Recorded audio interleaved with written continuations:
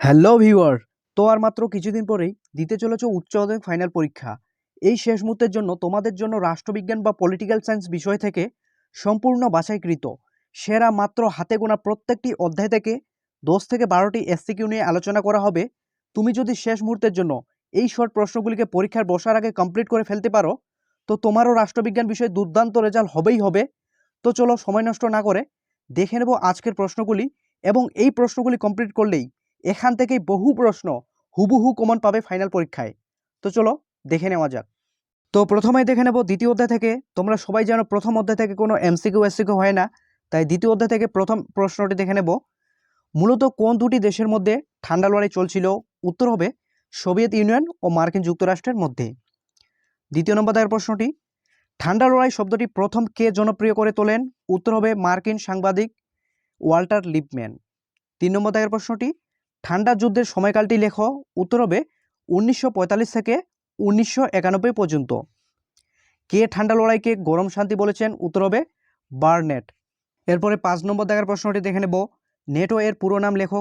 উত্তর হবে north Atlantic trade organisation. 6 নম্বর দাগের প্রশ্নটি, ঠান্ডা লড়াইয়ের একটি বৈশিষ্ট্য লেখো। উত্তর হবে ঠান্ডা লড়াই না যুদ্ধ না শান্তির মধ্যবর্তী পর্যায়। 7 নম্বর দাগের এনএএম এর পুরো নাম কি? উত্তর হবে নন অ্যালাইন্ড মুভমেন্ট।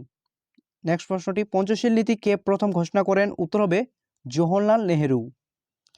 নেটো জোটের বিপরীত জোটের নাম হলো, উত্তর যাবে ওয়ারশ। দাতাত কাকে বলে? উত্তর হবে মার্কিন যুক্তরাষ্ট্র ও সোভিয়েত ইউনিয়নের মধ্যে পারস্পরিক দ্বন্দ্বের পরিবর্তে সহযোগিতামূলক বার্তা বহন সৃষ্টিকেই দাতাত বলে। তো বন্ধুরা, এই প্রশ্নগুলি কিন্তু তোমাদের উচ্চ মাধ্যমিক ফাইনালের জন্য ভীষণ ভীষণ গুরুত্বপূর্ণ। তো তোমরা ভুলেও একটি প্রশ্ন কিন্তু মিস করবে না, প্রত্যেকটি প্রশ্নই মনোযোগ দিয়ে দেখবে। এবং তোমরা জানো 2-3টি এমসিকিউ শর্ট প্রশ্ন মিলেই কিন্তু একটি এসসিকিউ তৈরি হয়। তাই তুমি যদি আজকের বলা প্রত্যেকটি এসসিকিউ মনোযোগ দিয়ে দেখো তো তোমার পরীক্ষার রুমে বসে নিরাশ হবে না, মানে প্রত্যেকটি প্রশ্নে তুমি উত্তর দিয়ে আসতে পারবে।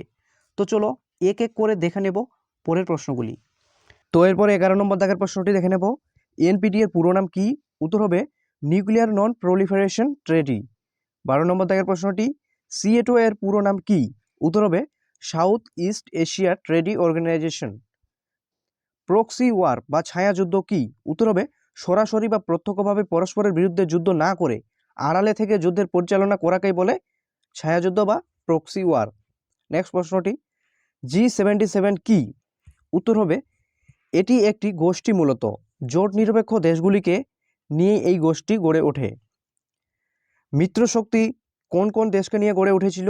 উত্তর হবে ব্রিটেন, ফ্রান্স, আমেরিকা ও সোভিয়েত ইউনিয়ন। ঠান্ডা যুদ্ধ কাকে বলে? খুবই গুরুত্বপূর্ণ একটি প্রশ্ন।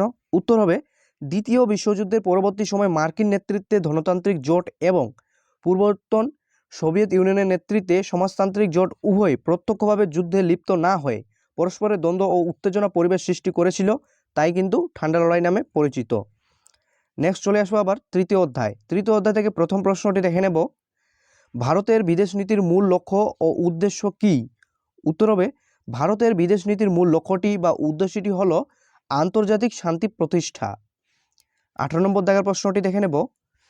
বিদেশ নীতি বা পররাষ্ট্রনীতি বলতে কি বোঝো? উত্তর হবে জাতীয় স্বার্থের সংরক্ষণ ও জাতীয় লক্ষ্য পূরণের উদ্দেশ্যে আন্তর্জাতিক ক্ষেত্রে একটি রাষ্ট্র সঙ্গে অন্য একটি রাষ্ট্রের সম্পর্ক স্থাপনের উদ্দেশ্যে প্রণীত ও রূপায়িত নীতিকেই কিন্তু বিদেশ নীতি বা পররাষ্ট্রনীতি বলে।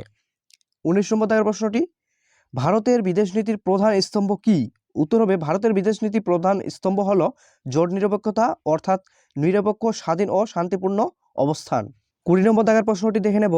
পররাষ্ট্রনীতির দূরপাল্লার লক্ষ্য কাকে বলে? উত্তর হবে চূড়ান্ত ও চরম রাজনৈতিক মতাদর্শের মাধ্যমে আন্তর্জাতিক ব্যবস্থা পুনর্গঠন ঘটানোই হলো পররাষ্ট্রনীতির দূরপাল্লার লক্ষ্য। এর পরের প্রশ্ন, কূটনীতি কি? খুবই গুরুত্বপূর্ণ একটি প্রশ্ন। উত্তর হবে কূটনীতি হলো সেই সকল নীতি যার মাধ্যমে আন্তর্জাতিক রাজনীতিতে জাতীয় রাষ্ট্রগুলো তাদের ভূমিকা নির্ধারণ করে। নেক্সট প্রশ্ন, সাপটা এর পুরো নাম লেখো। খুবই ইম্পর্টেন্ট প্রশ্ন একটি। উত্তর হবে south Asian free trade area. SAARC এর উদ্দেশ্য লেখো। উত্তর হবে সার্কের অন্যতম উদ্দেশ্য হলো দক্ষিণ এশিয়ার অঞ্চলের সামগ্রিক উন্নয়ন ও নাগরিক জীবনের উৎকর্ষ বিধান করা। নেক্সট প্রশ্নটি, সিটিবিটি এর পুরো নাম লেখো। উত্তর হবে comprehensive nuclear test ban treaty. CTBT কবে স্বাক্ষরিত হয়? 1996 খ্রিস্টাব্দে। এরপরে চলে আসবো আমরা পরের প্রশ্নে। তো এই প্রশ্নটি এমন হবে, GATT গেট এর পুরো নাম লেখো। উত্তর হবে general agreement and on trade of tariff. 27 নম্বর দাগের প্রশ্নটি, the limit of foreign policy গ্রন্থটি কার লেখা? উত্তর হবে চার্লস মার্শাল। তো এরপর চলে আসবো আমরা চতুর্থ অধ্যায়। চতুর্থ অধ্যায় থেকে প্রথম প্রশ্নটি দেখে নেব, জাতিসংঘ বা লিগ অব নেশন কবে প্রতিষ্ঠিত হয়? উত্তর হবে জাতিসংঘ বা লিগ অব নেশন প্রতিষ্ঠিত হয় 1919 খ্রিস্টাব্দে প্রথম বিশ্বযুদ্ধের সমাপ্তির পর। এর পরের প্রশ্ন, আটলান্টিক সনদ কবে এবং কাদের মধ্যে স্বাক্ষরিত হয়েছিল? উত্তর হবে আটলান্টিক সনদ 1941 খ্রিস্টাব্দে 14 আগস্ট ব্রিটিশ প্রধানমন্ত্রী চার্চিল ও মার্কিন রাষ্ট্রপতি রুজভেল্টের মধ্যে কিন্তু স্বাক্ষরিত হয়েছিল। সম্মিলিত জাতিপুঞ্জের প্রতিষ্ঠা দিবস কোনটি? উত্তর হবে সম্মিলিত জাতিপুঞ্জের প্রতিষ্ঠা দিবস হবে 24শে অক্টোবর। 31 নম্বর দাগের প্রশ্নটি, সম্মিলিত জাতিপুঞ্জের যে কোনো দুটি নীতি উল্লেখ করো। উত্তর, প্রথম হবে সদস্য রাষ্ট্রগুলোর সমসার্বভৌমত্বের নীতি এবং কোনো রাষ্ট্রের অভ্যন্তরীণ বিষয় হস্তক্ষেপের বিরোধিতার নীতি। তো এরপর চলে আসবো আমরা 32 নম্বর দাগের প্রশ্নটিতে, দেখে নেব শান্তির জন্য ঐক্য প্রস্তাব কি?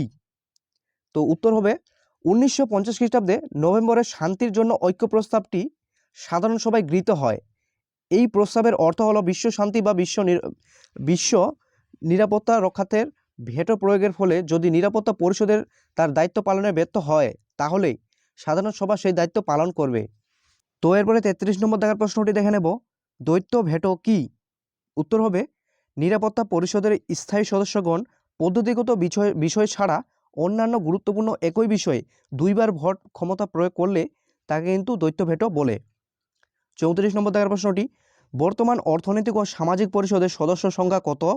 উত্তর হবে 58। নেক্সট প্রশ্নটি, অর্থনৈতিক ও সামাজিক পরিষদের অধীনে কয়েকটি বিশেষজ্ঞ সংস্থার নাম লেখো। উত্তর হবে অর্থনৈতিক ও সামাজিক পরিষদের অধীনে কয়েকটি বিশেষজ্ঞ সংস্থার নাম হলো WTO, WHO, ইউনিসেফ ও FAO ইত্যাদি। 36 নম্বর দাগের প্রশ্নটি, সম্মিলিত জাতিপুঞ্জের যৌথ নিরাপত্তার নীতিটি কি? উত্তর হবে বিশ্বব্যাপী জাতিপুঞ্জের নিয়ন্ত্রণে বৃহৎ শক্তিধর রাষ্ট্রগুলো যৌথ নেতৃত্ব নিরাপত্তার নিশ্চিতকরণই হলো জাতিপুঞ্জের যৌথ নিরাপত্তা নীতি। তো নেক্সট প্রশ্নটি দেখে নেব, ইউনেস্কো এর পুরো নাম লেখো। উত্তর হবে ইউনেস্কো এর পুরো নাম হলো United Nation Educational Scientific and Cultural Organisation. এর পরের প্রশ্ন, বিশ্ব স্বাস্থ্য সংস্থা বা WHO এর সদর দপ্তরটি কোথায় অবস্থিত? উত্তর হবে সুইজারল্যান্ডের জেনেভায়। পরের প্রশ্নটি, নিরাপত্তা পরিষদের একটি দুর্বলতা লেখো। উত্তর হবে নিরাপত্তা পরিষদের সর্ববৃহৎ দুর্বলতাটি হলো পরিষদের স্থায়ী সদস্য রাষ্ট্রগুলো ভেটো প্রয়োগের ক্ষমতা জাতিপুঞ্জের কোনো একটি গুরুত্বপূর্ণ সিদ্ধান্ত স্থায়ী সদস্য রাষ্ট্রের কোনো একটি রাষ্ট্রের ভেটো ও কার্যকর হতে বাধা দেয়। 40 নম্বর দাগের প্রশ্নটি, আছি পরিষদের একটি কাজ লেখো। উত্তর হবে আছি অঞ্চল পরিদর্শন করা। এর পরের প্রশ্নটি দেখে নেব, 41 নম্বর দাগের প্রশ্নটি, আন্তর্জাতিক আদালতের বিচারপতি সংখ্যা কত? উত্তর হবে 15 জন। তো বন্ধুরা, আজকের ভিডিওটি এ পর্যন্তই ছিল, অর্থাৎ চতুর্থ অধ্যায় পর্যন্ত বিভিন্ন গুরুত্বপূর্ণ এসএকিউ নিয়ে আলোচনা করা হলো।